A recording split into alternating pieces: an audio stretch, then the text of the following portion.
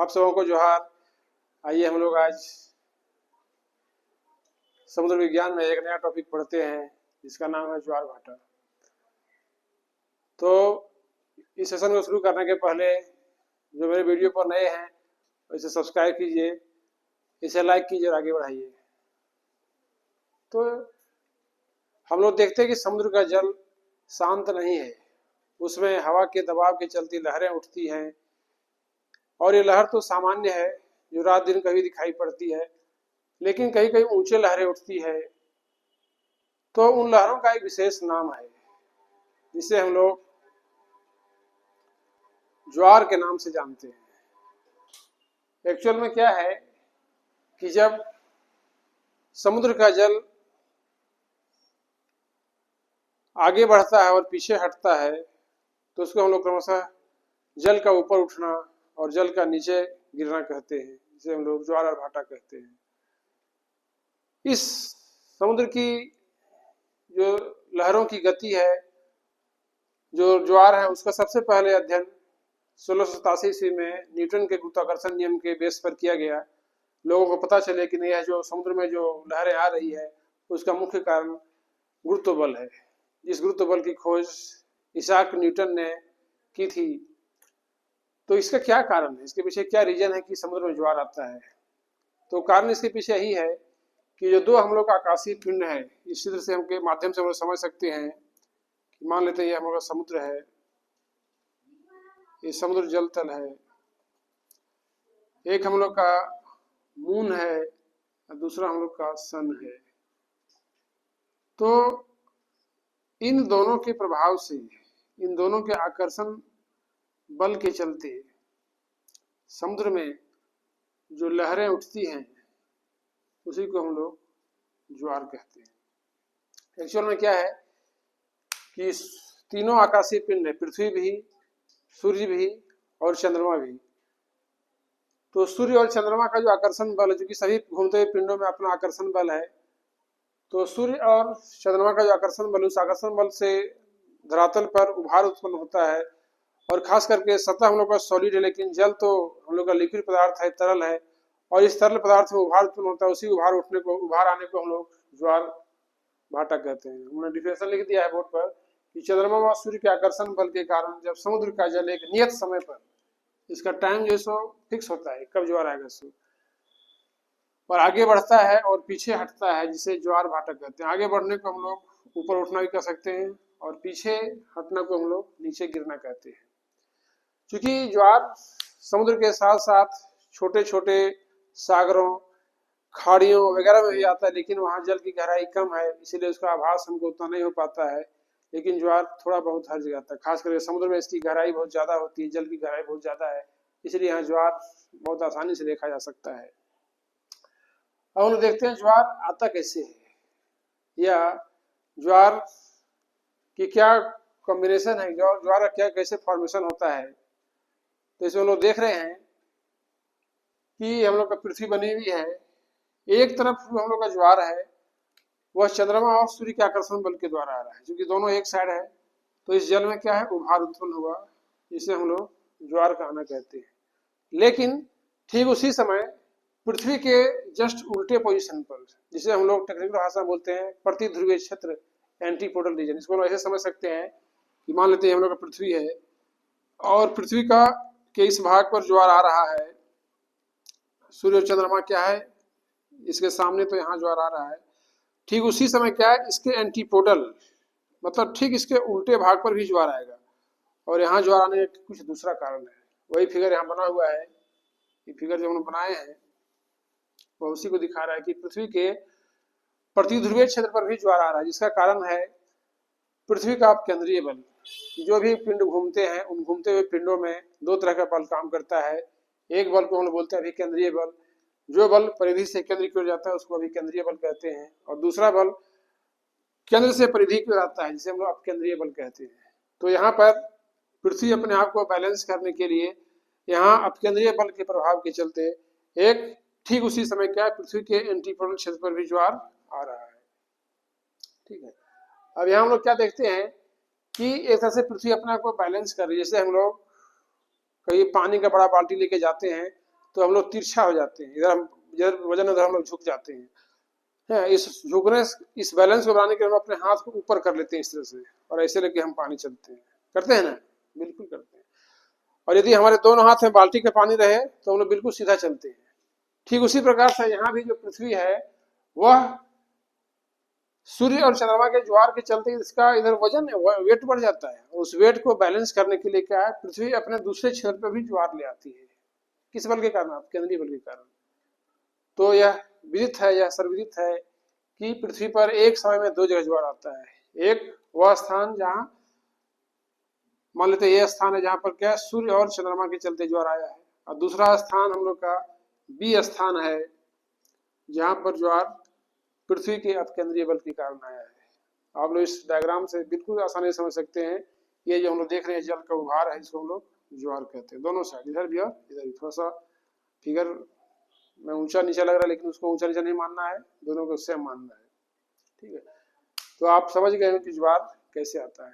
अब हम लोग देखते हैं कि ज्वार का समय कि जो टाइड होता है वह कितने समय के अंतराल पर आता है, उसको जानने के लिए हम लोग इस डायग्राम से समझ सकते हैं। इसको मैं मिटाता हूं।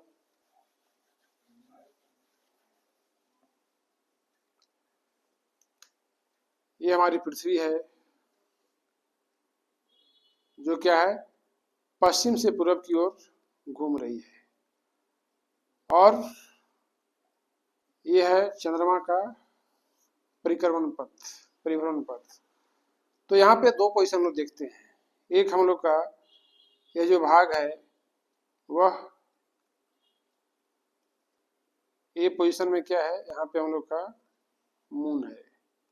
ठीक, इसको हम लोग ए बोलते हैं, इसको हम लोग बी बोलेंगे। अब हम लोग क्या देखते हैं कि पृथ्वी अपनी जगह पर घूम रही है, इसका ये अपना रास्ता है घूमने का। तो जब चंद्रमा इस बी पोजीशन के बिल्कुल ऊपर आ गई है ना, अर्थात चंद्रमा जब ए पर है और ए के ठीक नीचे बी है, तो यहाँ पे क्या आएगा, चंद्रमा के बल के चलते ज्वार आएगा। मान लेते हैं यहाँ पे ज्वार आ गया। ठीक, लेकिन नेक्स्ट ज्वार कब आएगा, उसके लिए क्या हम देखते हैं कि जब पृथ्वी अपनी जगह पर घूम रही है, घूमते हुए जा रही है, और फिर घूम के क्या है, मान लेते हैं यहाँ ज्वार आया हम लोग का 12 बजे, 12 PM में ज्वार आया। ठीक, जो कि दोनों एक सीधे में, तो ज्वार 12 बजे आके चंद्रमा में चलते हैं। लेकिन पृथ्वी घूमते हुए फिर क्या है, दूसरे दिन क्या है, फिर 12 बजे अपने यही जगह पर पहुंचेगी। नेक्स्ट डे 12 बजे, मान लेते हैं आज 4 अक्टूबर है, फिर 5 अक्टूबर को 12 बजे पृथ्वी क्या है, फिर वहीं पे आ जाएगी चंद्रमा के सामने। लेकिन अब तो चंद्रमा वहां पे नहीं मिलेगा, क्योंकि चंद्रमा भी तो पृथ्वी का चक्कर लगा रहा है। तो वह घूम के चंद्रमा घूमते घूमते मान लेते हैं यहाँ आ गए, इस जगह पर, यहाँ पे मून आ गया। 24 घंटा में मून क्या है, 24 घंटा पृथ्वी एक चक्कर लगा ली अपने धुरी पर घूम गई, लेकिन चांद क्या है 24 घंटा में यहाँ पहुंचा। तो जब यहाँ पहुंचा तो क्या यह भाग पृथ्वी के सामने होगा ना, यह भाग सामने, तो ज्वार यहाँ आएगा।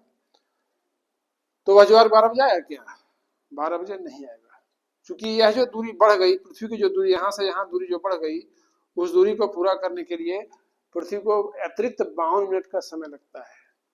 कितना समय लगता है, 52 मिनट का समय लगता है। अर्थात कहने का मतलब जब दूसरा दिन ज्वार आएगा तो कब आएगा, 12:52 पर ज्वार आएगा। ठीक है, ये जो ज्वार है वह क्या है, चंद्रमा के चलते आया 24 घंटा 52 मिनट पर, 12 दिन 24 घंटा 52 मिनट पर क्या है, चंद्रमा के ज्वार आया। लेकिन जो इसका प्रतिध्रुवीय क्षेत्र है वहां ज्वार इसके आधे समय पर ही आएगा। अर्थात कहने इसका प्रतिध्रुवीय क्षेत्र यहाँ पर है, तो वहां ज्वार कब आएगा, चूंकि पृथ्वी जब घूमते घूमते यहाँ आएगी, उसमें ज्वार कब आएगा, तो 12 घंटा 26 मिनट। ठीक है, फिर दोबारा जब घूम के आएगी तो फिर कितना समय होगा, 12 घंटा 26 मिनट। तो कहने मतलब कि यदि देखा जाए कि एक समय पर ज्वार कितने देर के अंदर आता है, तो एक समय पर ज्वार, एक जगह पर ज्वार 12 घंटा 26 मिनट के अंतराल पर आता है। लेकिन यदि हम लोग सेम पिंड चंद्रमा के दृष्टिकोण से देखें तो उस स्थान पर ज्वार आएगा 24 घंटा 52 मिनट पर, जैसे उसका समय डबल रहेगा। तो ये क्लियर है कि ज्वार कितना समय पे आता है। इसका एक्चुअल आंसर है 12 घंटा 26 मिनट। ठीक है, अब हम लोग देखते हैं कि ज्वार कितने तरह के होते हैं। कि समुद्र में ज्वार आता है उसको हम लोग मिटा देते हैं कि समुद्र में ज्वार आता है वह उसकी ऊंचाई एक समान नहीं होती है। कभी उसकी ऊंचाई सामान्य ज्वार से बहुत ज़्यादा होता है या उससे 20% ज़्यादा होता है, कभी सामान्य ज्वार से 20% नीचा होता है, कभी कहीं कहीं दिन में 2 बार ज्वार आते हैं, कहीं कहीं दिन में जो है सो एक ही बार ज्वार आता है। तो इस विभिन्नता के आधार पर क्या है, ज्वार को हम लोग अलग अलग कैटेगरी में बांटते हैं। उसमें पहला हम लोग कैटेगरी देखते हैं, पहला हम लोग देखते हैं दीर्घ ज्वार। दीर्घ ज्वार जिसे स्प्रिंग टाइड कहते हैं, स्प्रिंग टाइड। इसमें क्या होता है कि जब अमावस्या को पृथ्वी, चांद और सूरज एक सीधी रेखा में होते हैं, ठीक है, तो दोनों की सम्मिलित शक्ति अर्थात चंद्रमा और सूर्य की सम्मिलित शक्ति, दोनों शक्ति मिल करके समुद्र पर ज्वार लाती है। जो जिस ज्वार की ऊंचाई सामान्य ज्वार से 20% ज्यादा ऊंचा होता है, इसे हम लोग दीर्घ ज्वार या स्प्रिंग टाइड के नाम से जानते हैं। ठीक है, कब होगा, कितना बार होगा, महीना में 2 बार, हर एक अमावस्या को और हर एक पूर्णिमा को। अर्थात ये 2 तिथि को सूर्य, चंद्रमा और पृथ्वी एक सीधी रेखा में रहते हैं, जिससे क्या होता है, मून और सन का शक्ति जुड़ जाता है, दोनों का बल एक साथ काम करता है। इसलिए पृथ्वी पर सामान्य ज्वार की तुलना में 20% ऊंचा ज्वार आता है, इसे हम लोग स्प्रिंग टाइड कहते हैं। ठीक है, ये हो गया हम लोग का स्प्रिंग टाइड। दूसरा देखते हैं हम लोग, दूसरा इसका जो प्रकार है वह है निम्न ज्वार, इसे बोलते हैं निप टाइड। इसमें क्या होता है, यहाँ भी पिंडों का पोजीशन चेंज होता है, अर्थात एक तरफ हम लोग की पृथ्वी है, दूसरी ओर हम लोग का चांद है और तीसरी ओर हम लोग का सूरज है। ठीक है, अर्थात इसको हम लोग बोलते हैं समकोणीय स्थिति। बीच में हम लोग का पृथ्वी है, इसके ऊपर में लंब है चंद्रमा का, और फिर इसके दूसरी तरफ क्या है, सूर्य। तब क्या होता है कि दोनों ओर समुद्र का जल जो है सो, समुद्र का जल में खिंचाव उत्पन्न होता है। इधर सूर्य भी खींचता है, इधर सूर्य भी खींचता है, इधर चांद भी खींचता है, जिसके चलते ज्वार की ऊंचाई सामान्य ज्वार की तुलना में 20% कम ऊंचा होता है, अर्थात 20% कम नीचा होता है, जिसे हम लोग निप टाइड के नाम से जानते हैं। और यह पोजीशन कब बनता है, तो महीना में 2 बार या महीने में के 2 तिथि को। कब कब, तो हर एक पक्ष के शुक्ल पक्ष और कृष्ण पक्ष हम लोग का होता है, तो शुक्ल पक्ष के 7वीं प्लस 8वीं तिथि को और कृष्ण पक्ष के भी 7वीं और 8वीं तिथि को, मतलब 4 दिन, महीना में 4 दिन जो है सो यह पोजीशन बनता है समकोणीय स्थिति, जिसमें सामान्य ज्वार की तुलना में ज्वार की ऊंचाई 20% कम होती है। और नेक्स्ट हम लोग का इसके बाद है, इसे हम लोग तीसरा, थर्ड बोलते हैं पोजीशन जो हम लोग का, उसे हम लोग बोलते हैं अर्ध ज्वार। अर्ध ज्वार, अर्ध ज्वार का मतलब है कि जहाँ दिन में 2 बार ज्वार आता है उसको हम लोग अर्ध दैनिक ज्वार कहते हैं, अर्थात वही 12 घंटे 26 मिनट के अंदर पर जो ज्वार आएगा तो उसको हम लोग अर्ध दैनिक ज्वार कहते हैं। और एक अंतिम हम लोग का है दैनिक ज्वार। इसमें क्या है कि इसमें ज्वार 24 घंटा में एक ही बार आता है, उसको हम लोग दैनिक ज्वार कहते हैं। ठीक है, अब ये हुआ हम लोग का ज्वार का वर्गीकरण। अब आगे हम लोग देखते हैं कि ज्वार से हमें क्या क्या लाभ है। इसका लाभ क्योंकि जो भी हम प्राकृतिक घटनाएं हैं वे कुछ ना कुछ लाभ और हानि हमको दे के जाती है, तो ज्वार भी हमारे लिए बहुत उपयोगी है, क्योंकि ज्वार नहीं रहने से बहुत सारा प्रॉब्लम होता है। क्या क्या प्रॉब्लम होता है उसको हम लोग देखते हैं। सबसे पहला हम लोग का है कि ज्वार बड़े बड़े जलयानों को बंदरगाह तक जाने के लिए आवश्यक जल की गहराई प्रदान करते हैं। जैसे हम लोग का मान लेते हैं भारत का मानचित्र है, इस मैप में हम लोग का एक यहाँ पे कांडला बंदरगाह है और दूसरा हम लोग का पश्चिम बंगाल में हुगली नदी पर हम लोग का हुगली पे हम लोग का डायमंड हार्बर है, डायमंड हार्बर। इन दोनों बंदरगाहों को हम लोग बोलते हैं ज्वारीय बंदरगाह।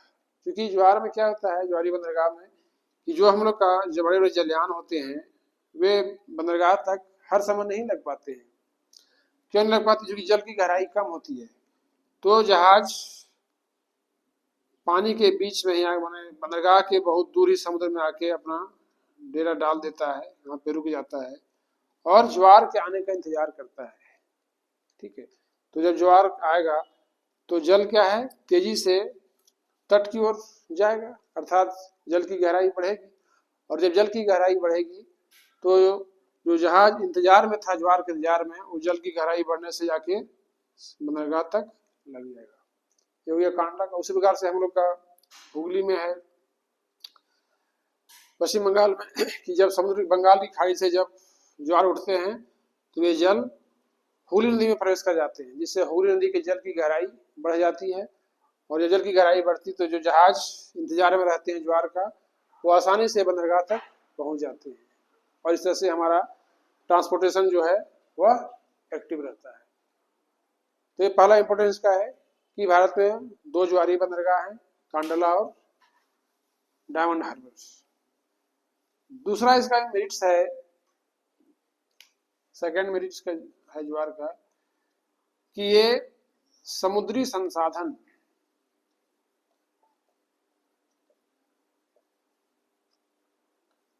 का वाहक है।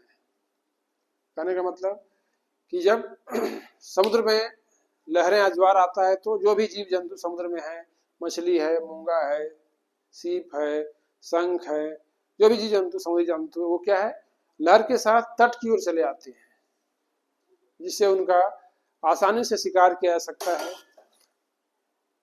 ये ज्वार के कारण ही संभव है। इसलिए तटीय क्षेत्रों में समुद्र पर आधारित बहुत सारे इस पर एक्टिविटी विकसित हुए हैं। मत्स्य उद्योग है, सीप मोती का जो है सो जमा करने का जो है सो घरेलू उद्योग है, ये सब इसके चलते ही संभव पाता है।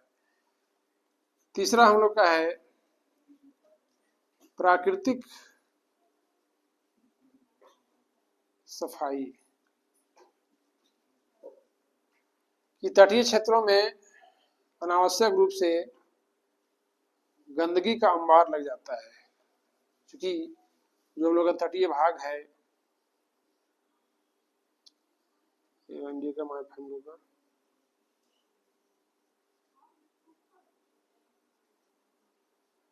तटीय क्षेत्रों में जो हम लोग का सी बीच है, जो हम लोग समुद्री किनारा कहते हैं, उन समुद्री किनारों पर अनायास रूप से मानवीय गतिविधि के चलते बहुत सारे पॉल्यूशन फैल जाते हैं।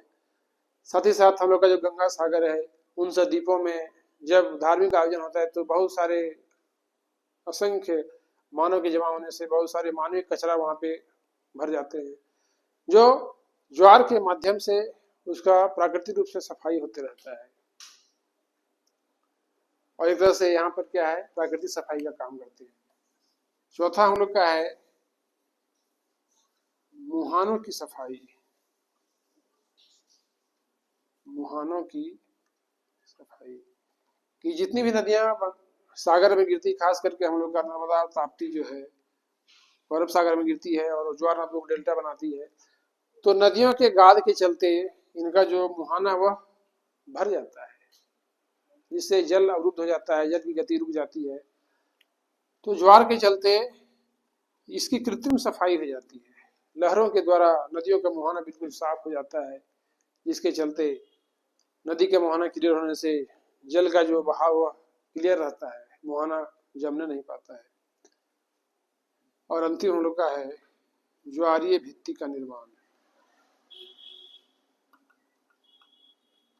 ज्वारीय भित्ति का बनना।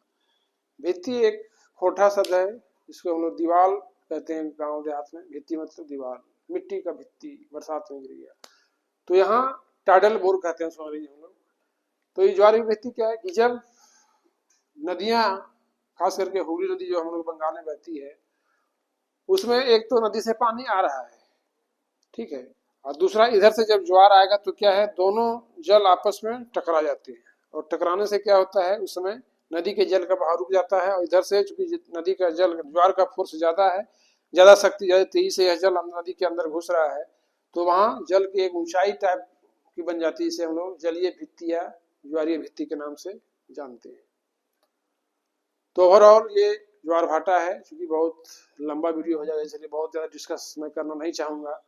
तो आपको ओवरऑल मैंने बताया कि ज्वार क्या है, इसका डिफिनेशन बताया, ज्वार क्यों आता है, जिसमें चंद्रमा और सूर्य जो है प्रभावी भूमिका निभाते हैं।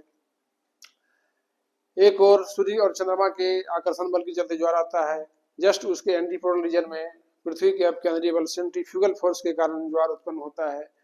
इसका समय बताया मैंने आपको कि ज्वार का समय क्या इसका नियत समय है, तो इसका नियत समय 12 घंटा 26 मिनट है, और यदि देखा जाए चंद्रमा के दृष्टिकोण से तो उसका समय 24 घंटा 52 मिनट है। देन मैंने बताया आपको कि ज्वार कितने प्रकार के होते हैं, जिसमें से 4 इसके प्रकार हैं, स्प्रिंग टाइट, निप टाइट, अर्धदैनिक ज्वार और दैनिक ज्वार। और आपको बता दूं कि दुनिया के बहुत ऐसे सागर हैं, छोटी छोटी खाई हैं जहाँ ज्वार की ऊंचाई बहुत ज़्यादा होती है। तो उसमें से आपको हमेशा पूछता है कि अमेरिका में एक फंडी की खाड़ी है जहाँ ज्वार की ऊंचाई लगभग 10 मीटर से भी ज़्यादा होती है। दुनिया का सबसे ऊंचा ज्वार वहाँ आता है। देन मैं बताया आपको कि ज्वार से क्या लाभ है। तो सबसे बड़ा लाभ इसका हम लोग का है ज्वारीय बंदरगाह के रूप में, जिससे बड़े बड़े जलयान बंदरगाह के तट पर आके लग जाते हैं। समुद्री संसाधनों का वाहक है, समुद्री संसाधन का ट्रांसपोर्टेशन एक तरह से होता है, और तटीय क्षेत्रों में जो इस पर डिपेंड जो लोग करते हैं, आर्थिक गतिविधि चलाते हैं, उनके लिए बहुत वरदान साबित होता है। उसके बाद है सी बीच की सफाई होती है, जल के बहाव से, जल के लहरों से सी बीच का सफाई हमेशा होते रहता है। फिर है नेक्स्ट हम लोग का नदियों का मुहाना इसे क्लियर रहता है, नदी का मुहाना नहीं जमने पाता है। और अंतिम हमने बताया कि ज्वारीय भित्ति का निर्माण होता है नदियों के बीच में, और इस ज्वारीय भित्ति में जल के समुद्री जल के साथ, समुद्री ज्वार के साथ समुद्री संसाधन भी नदी के बेड में पहुंच जाते हैं, जिससे मछुआरों को मछली मारने में आसानी होती है। ओवरऑल मैं आशा करता हूँ आपको ये वीडियो अच्छा लगा होगा। तो मेरे वीडियो को आप शेयर कीजिए, लाइक कीजिए, आगे बढ़ाइए। मस्त रहिए, पढ़ते रहिए। जय हिंद, जय भारत।